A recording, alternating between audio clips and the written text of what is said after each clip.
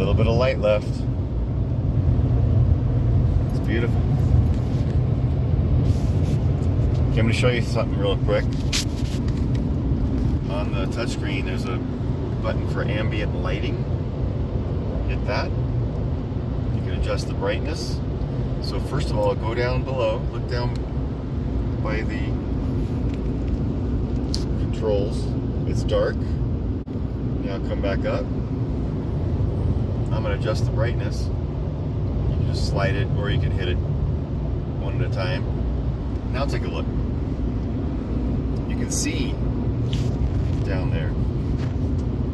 Adjust it, make it less. No, it's great. Okay, make it less. Here we go. It's great. Whatever level you want it to be. Off, all the way up. So Utah time is mountain time, so it's 1 hour ahead. And we just realized this doesn't adjust automatically like our phones, but it's easy to adjust. So right now it's actually 9:14 in Utah. So to adjust it, I just hit the clock, go up 1 hour, and hit PM. Was it on AM the whole time? Oh, we even had it on the wrong setting all this time. Anyway, 9:15 PM, and done. Thank you for making it easy. Along the bottom is the main menu, and including the settings. There's sound, clock, Bluetooth settings. You can adjust the lighting, have it automatically call 911 for you. There's some vehicle settings for setting the camera or putting the door keypad code in. Here's a display setting, so I can put in a different background. Right now I have these little bubbles. I can make it black, gray, or dark gray. I can also, going back into settings, order Wi-Fi service.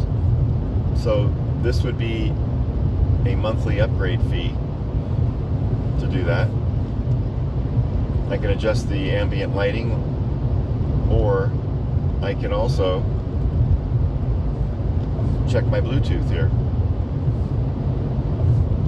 and adjust who's able to use the Bluetooth system. Here's mobile apps. To enable them, update them, and what can be done with them. Right now I can't program them because we're driving. So there's a lot of capabilities on this menu. So now we're going to show you how the Bluetooth works to connect your device. So it's either on or off. Obviously we want it on. View the devices. My phone, Cheryl's phone. We can switch it to Cheryl's phone by hitting connect. My phone is disconnected and connected to Cheryl's phone. It's so easy. But I'm going to also go back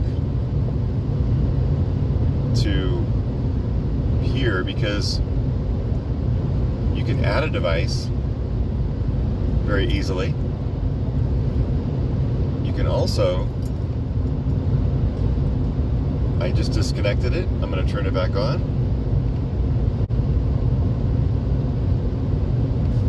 Done. So I can't change the vehicle name here. That's my own, what I call it, because while I'm driving I can't do that. However, my vehicle name is my Tonka truck. It's kind of like a little Tonka. Let's talk about the sound features. There's, of course, the standard adjusting treble, mid-range, or bass. You can manually fade the sound or have it more toward the front.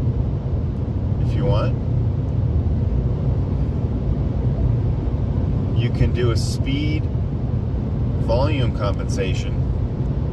So if you're going really fast and your windows are open, it'll adjust to a higher volume when you're on the road. And this last one is really cool. Right now, occupancy mode says all seats, assuming there's people in the back seat. But if it's just the front seat, driver, it will focus the sound mostly on the driver's seat. Great features. Okay, and this other menu item for the radio, you can have up to 6 preset pages, which I do have in my Maverick, but you can adjust it right here, however many pages you want. And when you go to audio, here are my pages right here. See this little blue dot? It's scrolling through the different pages. So I have AM, 2 pages of AM, and 4 pages of FM, all programmed in. So easy. This is the audio mode, takes you to the radio or AM, FM, or whatever's Bluetooth connected. So if you want to play Pandora or Spotify. And here is the phone selections. It can be on Do Not Disturb. Here's the call list. You can put a keypad in, but some features are disabled.